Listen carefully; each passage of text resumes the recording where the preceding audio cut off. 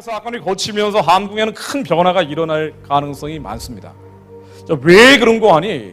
이 탄핵 절차를 거치고 기각이 된다면은 원점으로 리셋이 되는 거예요. 그래서 12월 달에 대통령 선거가 치러지기 때문에 없었던 일로 돼버리지만 만약에 인용될 경우에는 어마어마한 한국의 변화가 불가피하다라고 볼 수가 있습니다.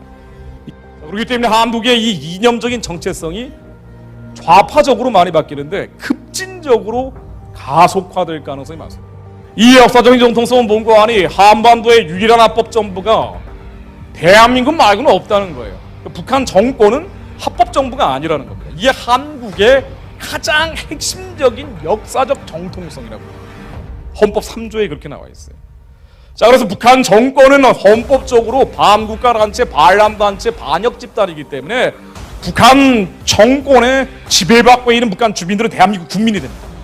지금 나오는 여론조사대로라면은 이 역사적 정통성이 바뀔 가능성이 지배적입니다.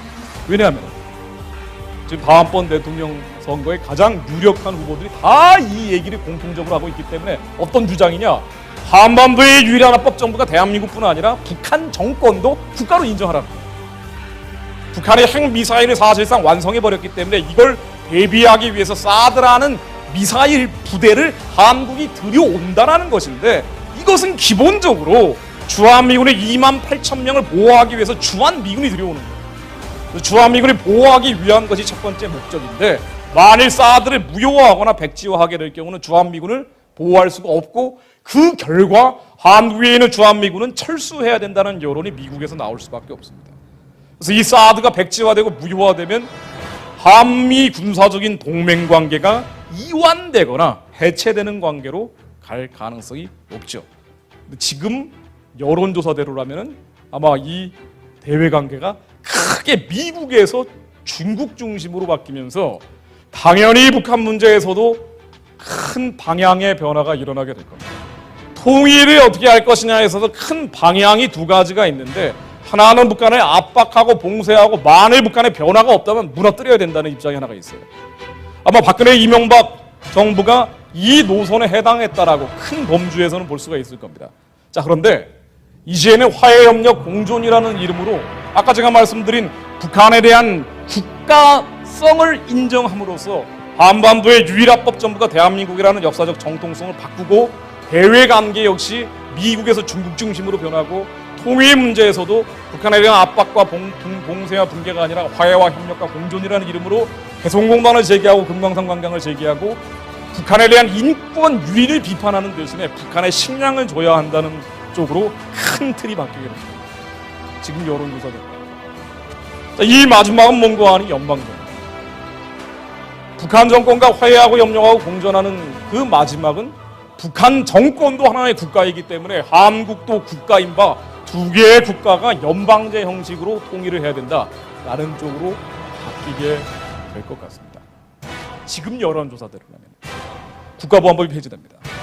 왜냐하면 대통령 탄핵을 하겠다는 여론이 70%가 넘는데 여전히 다음번 대통령 되겠다는 사람들 지금 황교안 국무총리가 대통령 나가겠다는 얘기를 전혀 한 적이 없고 그리고 탄핵 여부도 아직 결정된 게 없기 때문에 그런 얘기를 할 수도 없는 상황이고요. 이 황교안 총리를 빼고 나면은 지금 지지율 1등, 2등, 3등인 분들이 모두 다 국가보안법을 폐지하겠다고 얘기를 하죠. 아마 정상적으로 선거가 치러지고 정상적으로 정권이 교체가 된다면은 국가보안법 폐지까지는 어려울 겁니다. 왜냐하면 보수 정당과 보수 언론이 견제 장치나 제어 기능을 하거든요. 근데 이게 무너져 버렸기 때문에 국가보안법은 가장 첫 바따로 없어질 가능성이 많습니다.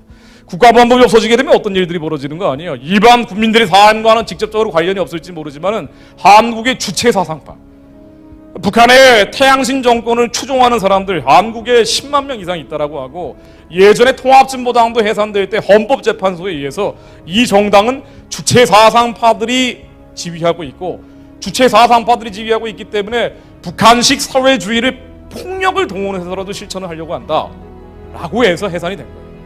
그래서 이석기 같은 사람은 사람들 모아놓고 틈만 나면 북한이 국지전이나 비정규전 도발을 할 때 후방을 교란시켜야 된다. 그러기 위해서는 국가 기관 산업들을 마비시키고 어디에 가서는 무엇을 폭파하고 어디에 가서는 무엇을 장악을 하고 이런 것들을 계속 준비하다가 걸린 거예요. 녹취록까지 나왔죠. 자, 근데 이걸 막아왔던 게 국가보안법인데 국가보안법이 없어지는 순간부터 한국은 10만 명 넘는 주사파들의 반체제 활동을 더 이상 막아내기가 쉽지가 않아요. 그리고 제도권 내로 들어가겠죠. 이석기 통일부 장관, 이정희 국무총리 같은 얘기가 나오는 거예요.